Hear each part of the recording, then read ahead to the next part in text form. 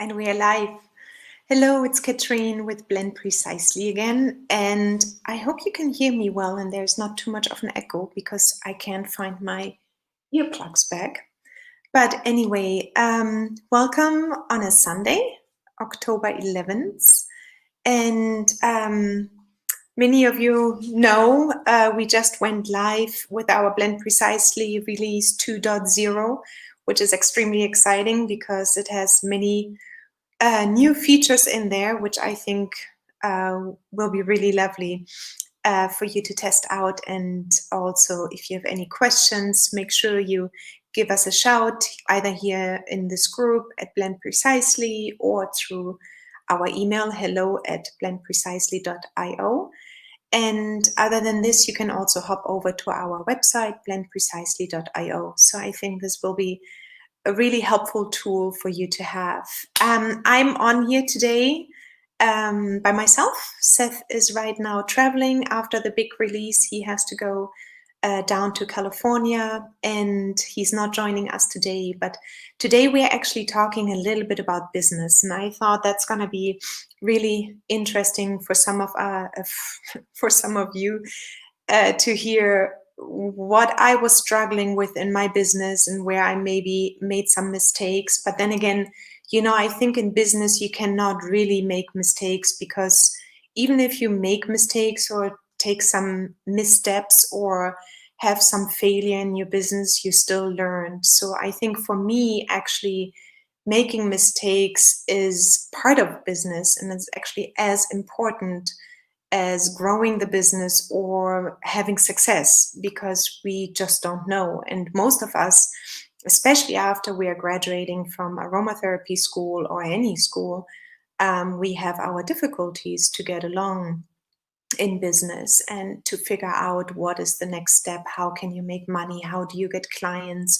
Where can you create your products and whatnot else? So I'm just going to let you know where I thought if I could do it over again, I would do it definitely a little bit different in some areas. And maybe it helps you to maybe say, oh, okay, maybe I will do that different than Katrine, because believe me, I went through many businesses and I have learned a lot along the way. I took many, many business courses. I went through business planning classes and everything else. But at the end, it does come down to who you are and to what you're capable of to do. So you have to do a lot of convincing inside of you. There needs to happen a lot. What's going on inside of you, look at it, and then maybe convince yourself that everything is going to be okay at the end. But it might be a long road sometimes. So let me just start out with the very first thing. And I took a few notes because it was really interesting for me as well to go through everything in my business and where I thought I made enough mistakes to not make them again. But one of my biggest things, and I think Seth, if he would be online right now, he would confirm that, is that I tend to start too many things at once. I normally tend to overcomplicate things. I am really good in spreading out my ideas and then going after every single idea I can go.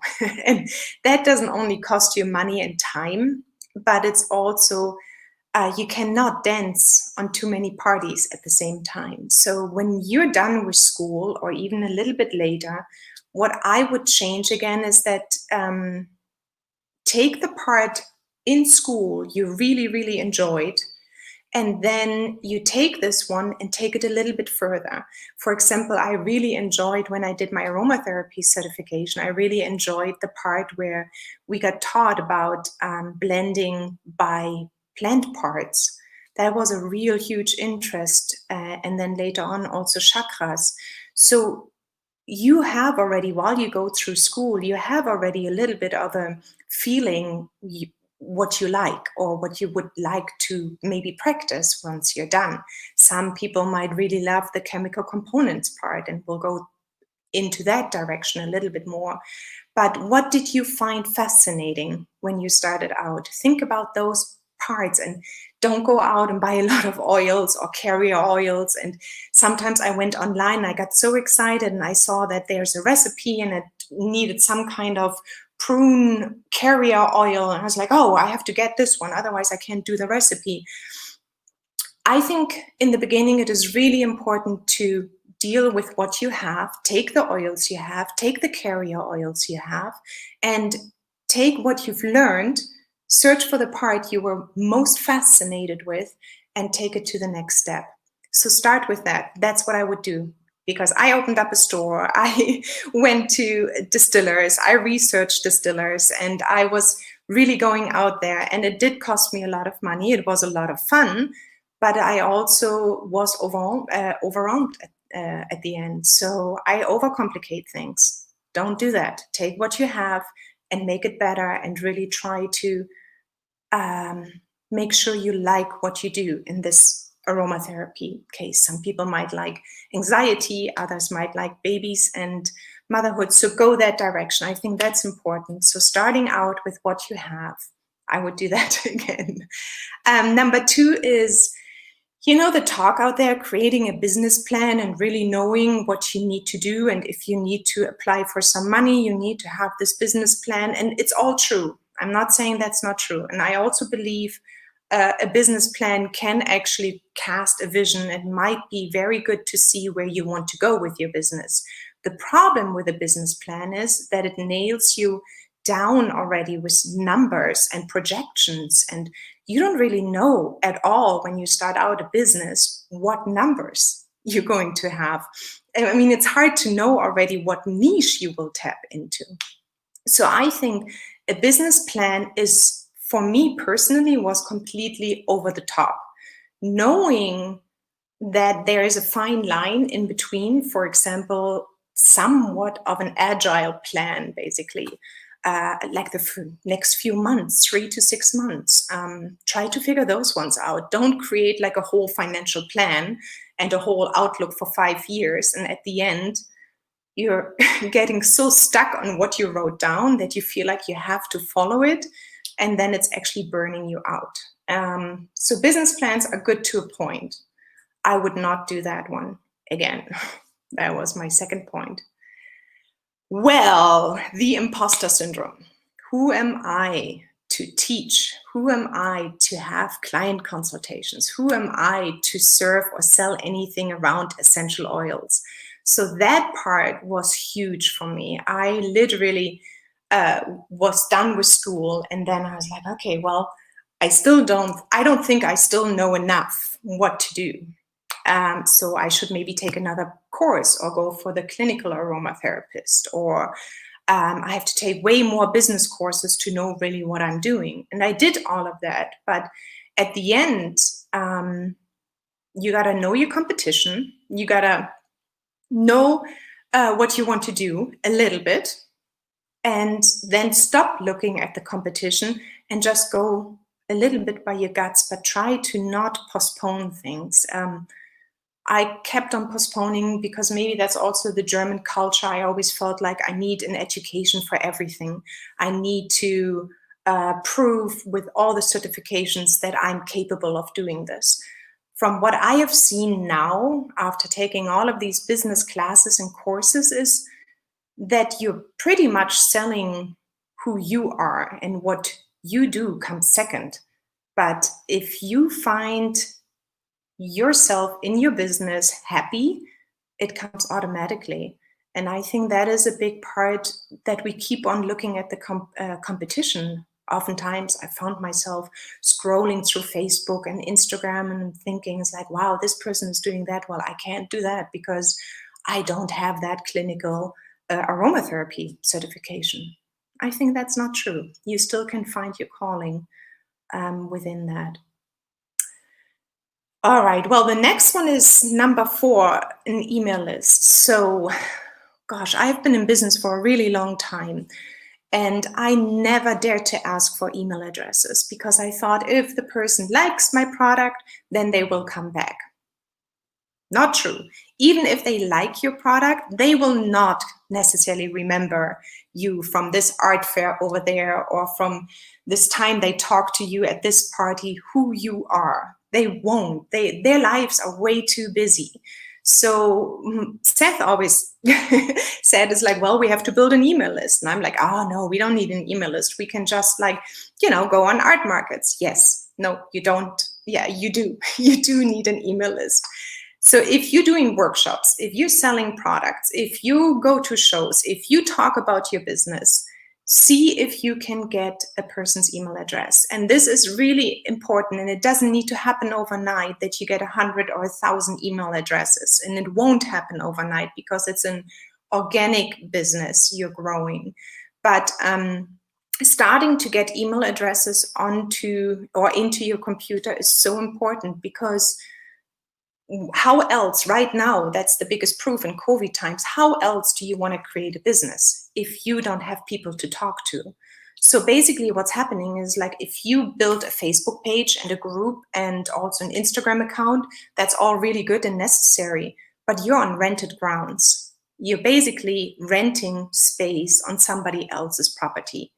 Once that one goes away, they close your group, they shut down your page, all of your contacts are gone. So make it a point to build your email list as whenever you're selling your products, when you're at an event, when you're at a workshop. It's like, do you want to hear more about me? Do you want to hear more about the workshops, the upcoming workshops, products, online courses? Sign up here and I will let you know. But being just on a Facebook page or in a group is not enough anymore. So that is another big thing I would start much earlier, is building my email list. Number 5 is a tricky one, because when we get out of business school or aromatherapy school or any kind of school, asking for feedback, I think that is something really, really difficult. It was for me really difficult. So I had a few clients in the beginning, and then I sent them their products, but I never went back really and asked for feedback. How is it? How did the blend work? How is it going for you? Should we make another blend for you? Because I was afraid of getting negative feedback. And the negative feedback, I thought, would be inhibiting me to produce more or get more clients. But it's quite the opposite. If you don't go out and ask how the products are, how the consultation was, how the workshop was by whomever you got hired, you will not know what to do better. And it's quite the opposite actually happening, is if you're too shy to ask for feedback and you're too afraid to receive negative feedback, you will maybe continue to go down the path of creating either bad products or not the right one. So you want to make sure that you give your clients what they want and not what you think they want. And that was a big part I learned also the hard way in the beginning of the consultation businesses, is I need to go back and ask them, did it work? Did the blend work? And if not, let's change it. Negative feedback is actually better than no feedback at all. That's what I found. And get testimonials, get some kind of reviews so you can use them later on your website. That is really important too. Not putting my business as a priority. So I'm a mother, I've got 2 children, my husband is traveling a lot, so most of the time I'm by myself. Not putting dedicated time towards your business, oh my God. So you have to take your business as serious as everything else around you. Yes, your kids are important, and yes, the birthday parties are important, and yes, you have to give your family's attention and all of this. We have to cook, we have to clean, we have to do all of this. But I noticed that if I don't put the hours every day towards my business, even if it is just 1 hour or 3 or 5, whatever it is, having a full-time job on the side, I had it all.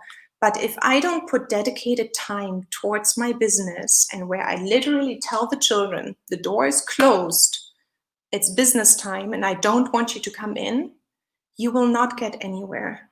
And sometimes it is also that we say maybe, oh, family is more important because we are afraid to face what's coming in the business because it's not easy. Building a business is not easy.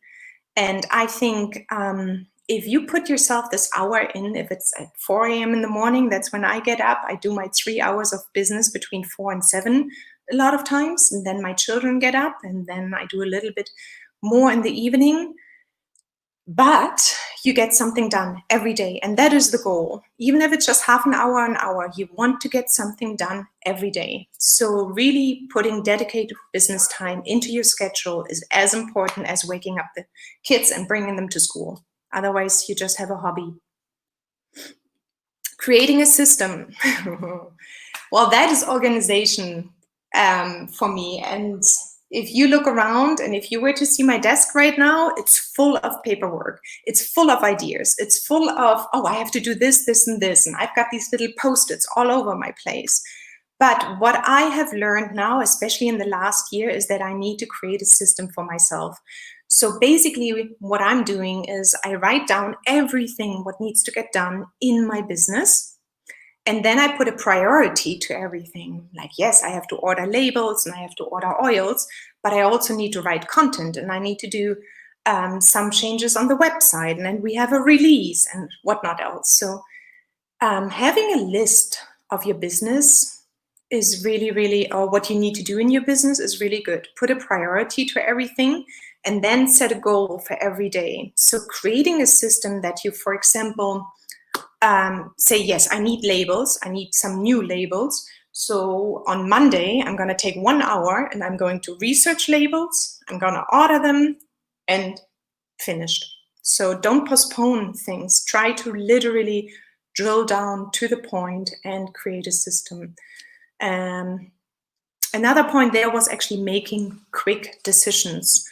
I used to always say, oh, I'm going to look at labels. Let's stay at that example. I'm going to look at labels, and then you don't make a decision, and then tomorrow you keep on looking for other labels. And the day after you might find like a really good deal, but well, the deal is then done into whatever it is, making quick decisions, especially on these small items. And if you have little time available, it's really important because you can change it always later on. But you can get stuck on one thing and you only have a little bit time available, especially if you have a full-time job or a family. So making quick decisions, having a system, what you want to do from this big list of business things to do. All right, so we've got 3 more left. Profit. Creating a profit in your business, that is another big thing.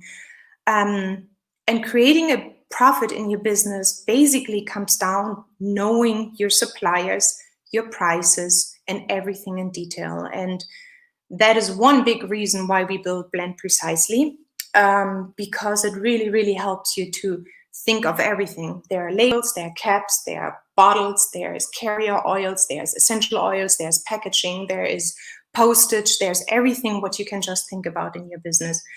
And creating a profit is only possible if you know your costs.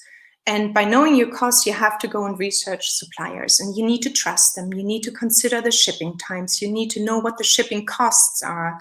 So really early on, when you create 1 or 2 blends and they are being liked and you want to sell them, make sure that you look at probably bulk costs, some kind of bulk costs where you can get wholesale prices or something else.